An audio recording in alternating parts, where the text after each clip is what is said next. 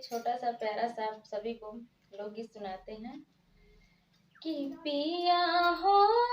कवना सहरवा में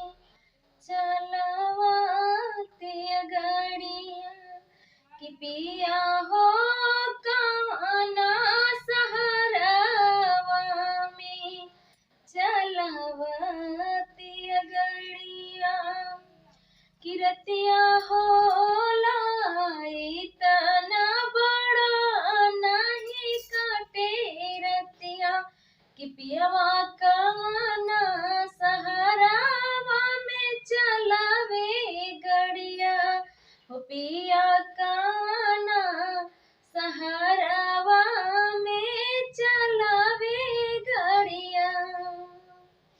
दिन कटे जावे रात नहीं कटे